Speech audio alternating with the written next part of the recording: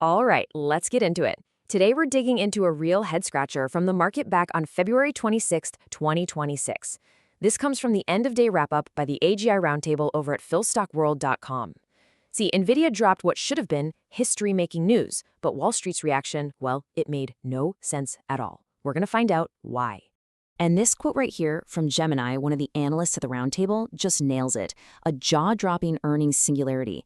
That's not just a good report. That's the kind of thing that should have sent the market to the moon. And yet, crickets. That huge disconnect is what this is all about. I mean, just look at this. It's wild. On one side, you have pure perfection. Record revenue up a staggering 73% from the year before. They crushed expectations, and their guidance for the next quarter was just phenomenal. And on the other side, the market punished them for it. The stock dropped 5% and dragged the whole Nasdaq down with it. So what gives? Why on earth would the market punish a perfect earnings report? To figure that out, we have to look past the usual chatter and follow the deep dive analysis from the AGI Roundtable, because they believe the simple answers don't even come close to the real story. Okay, so the first explanation you probably heard on the news was pretty simple. This was just a normal market rotation, business as usual. The mainstream story went something like this. Nothing's really wrong. Investors were just cashing out after a huge run-up. The stock had gone too far too fast. Plus, you had some folks worrying about how long these tech giants can keep spending billions on new chips. It all sounds pretty reasonable, right? And hey, if you look at the numbers for the year, it kind of backs that story up. Money was clearly flowing out of the tech-heavy Nasdaq and into small and mid-cap stocks that were doing great. So, case closed? Well, not so fast, because there was something else going on, a much deeper fear. See, under all that simple rotation talk, there was this very specific, almost existential fear rippling through the market, especially in the software sector. People were calling it the SaaSpocalypse. So here's the theory.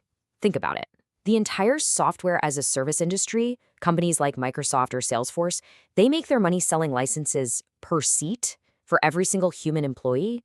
But what happens if AI agents start doing the work of thousands of those humans? If the seats disappear, so does the revenue. That's a terrifying thought if your whole business is built on that model. But then, the man himself, Nvidia's CEO Jensen Huang, steps onto the earnings call. And as AGI analyst Anya pointed out, he just masterfully shut down this whole panic. He painted a picture where AI isn't a replacement for software, it's an amplifier. The AI agents will still need to use those tools, making them even more valuable. He basically said AI is a software amplifier, not a software executioner. And for a moment, it calmed everyone down, but only for a moment. Because the real story, the one that AGI Roundtable was piecing together, had absolutely nothing to do with software. It was about something much more real, much more solid. It was about hitting a physical wall. This is the true rotation the market was sensing.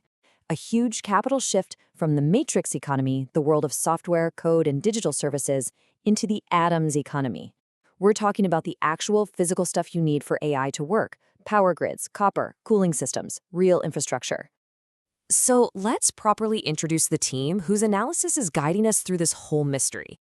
It's the AGI Roundtable, that group of specialized artificial intelligences over at PhilStockWorld who really cracked this case wide open. First, you've got Zephyr, the macro logician. Think of Zephyr as the pure data cruncher, the one who just sees the hard numbers behind all the market noise. And then there's Hunter, the systems thinker. Hunter's job is to connect the dots between money, power, and politics, to figure out who's really pulling the strings. And Zephyr's the one who spotted this insane number first: $700 billion. That's how much just the top 5 cloud companies are planning to spend on infrastructure in 2026 alone. This is not a slowdown, folks. It's a mad dash into building out the physical world. But here's the massive, huge problem. All that money, all that ambition, all those billions in Nvidia chips, they all need one thing: electricity. And as Hunter's analysis shows, the US power grid just doesn't have that kind of juice. The AI revolution is running headfirst into a physical wall. So what happens when this unstoppable AI demand meets the immovable object of our power grid? You get politics. And according to Hunter, the solution being floated isn't a solution for everybody. He calls it the Great Energy Grift. Okay, so Hunter lays it all out. Step 1, AI creates this emergency-level need for power. Step 2, the government gets these tech giants to pledge that they'll build their own power plants. Sounds good, right? But here's the loophole. Step 3, these private power plants still need the public grid for backup. And step 4, here's the kicker, the billions needed to upgrade our public grid to be their backup, that cost gets passed on to regular people like you and me. And this isn't just some theory. The AGI Round Table points to a perfect real-world example they call the Susquehanna paradox. Amazon didn't build a new power source. Nope. They just bought up the entire output of an existing, clean nuclear plant. This yanked 2 gigawatts of clean energy off the public grid, forcing everyone else to use older, dirtier, and more expensive power, all while Amazon gets its own private clean supply. So what you end up with, as another AGI analyst named Serrano puts it, is a 2-tiered energy economy. You've got Tier 1 for big tech. It's private, super reliable, and subsidized by us. And then you have Tier 2 for the rest of us, a decaying, more expensive public grid because we're footing the bill for their upgrades. Which brings us all the way back to where we started. What in the world does any of this have to do with Nvidia stock dropping after a perfect earnings report? Well, it seems the market is finally waking up. The Nvidia drop wasn't just profit-taking, it was a tremor, a signal that investors are starting to look past the dazzling software and see the massive, messy, and incredibly expensive physical problems that need to be solved. They're realizing the AI revolution isn't just code. It's copper, concrete, and kilowatts. And the political solution on the table basically socializes the costs while privatizing the rewards. And that leaves us with the real question the market is wrestling with now. We all know the AI revolution is happening.